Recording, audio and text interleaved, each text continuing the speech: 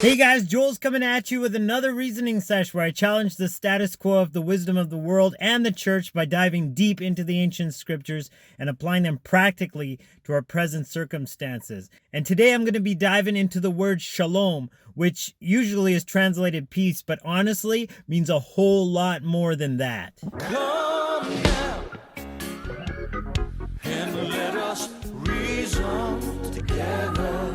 Come now, we can talk it over. But if you like these videos, give it a thumbs up. And if you've seen more than a couple, man, what are you waiting for? Hit that subscribe button, because I'm honestly always making videos like this, and Source is just accelerating this message because we are literally entering into a new era where we, as agents in place who are downloading this message, are going to bring forth the kingdom of heaven into this earth plane like never before in history. So do your part now, because now is the time that we can actually learn and download these things from Source. Once we reach the crest of this hurdle and the ball starts rolling down the other side, it might be too late to catch up. But with that being said, I'm just going to jump right into it. I've got a couple verses here lined up, and I'm just going to exemplify what that state of being of peace actually gives us and allows us to tap into.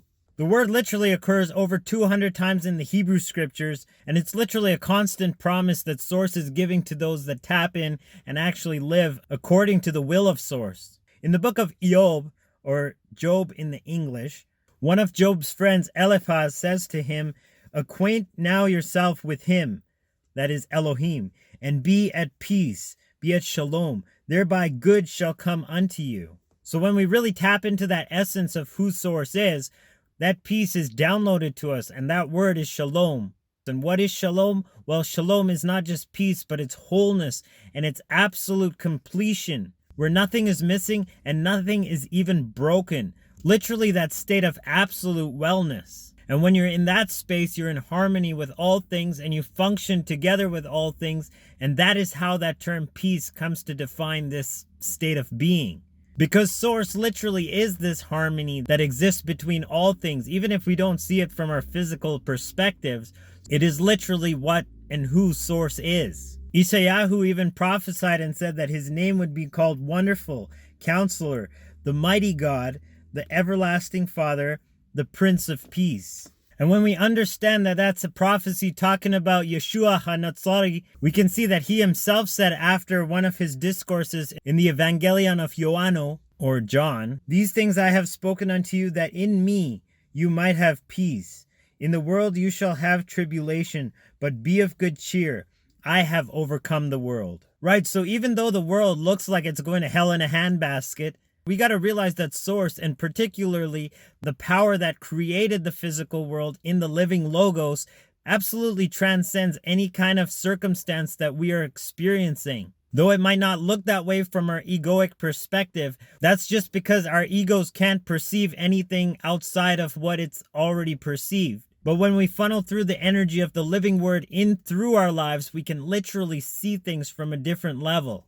In Paul's epistle to the church of Philippi, he said, "And the peace of God, which passes all understanding, shall keep your hearts and minds through Christ Jesus." You know, it's impossible to break through that threshold if you haven't tapped into something higher than our physical perspectives. This paradigm is literally so defining that we can see exemplified when people are faced with the choice of life and death. They do anything to hold on to life because they don't know what lays beyond death. And literally, you can't blame them, but it's because they haven't downloaded that potential. They can't perceive it, and they actually think that this life is better than the life after. Now, don't get me wrong. I'm not telling everybody to go off and drink the Kool-Aid, because we literally have a purpose in this physical dimension, and that is why we are here. That is why I talk about downloading the kingdom of heaven into this earth plane. We are the hands and feet and the catalyst that when we harmonize with Source, Source can literally act through us and into this world and make profound changes where we never even thought possible. But Source lines things up, boom, boom, boom, and before we know it, a whole new scenario has unfolded. And check out what Paul wrote in the ending of his epistle to the Church of Rome. He says, "And the God of peace," again, that's a reference to the Prince of Peace, "shall bruise Satan," or the accuser, "under your feet shortly." You see, so we have that victory when we submit to the mind of Christ. And when we harmonize with that paradigm, we literally come into the state of being where we're in the New Jerusalem. And that is a true cause of celebration, because as the last chapter of the oracles of Isha say, "Thus saith Yahweh, behold, I will extend peace to her like a river." You know, we sing that song, "I have peace like a river." Well, that's where it comes from. And this river is literally the living word flowing out from within us, the water that once you drink of it, you never thirst again. So this is the potential that Source is bringing to each one of us, and we just have to tap in. We just have to submit to it and allow Source to download those higher states of being, those higher potentials, and literally guide our lives forward, because no matter what the physical circumstances look like, Source is always one level above it. So stay optimistic and tap in, and you too can manifest a world beyond your wildest dreams, your best life yet, the life you know you've come here to experience, and to set the examples for others to be a part of. I love you guys from the bottom of my heart. I'll check you in another video. Joel signing out once again. Agape, Salaam, Namaste, Shalom.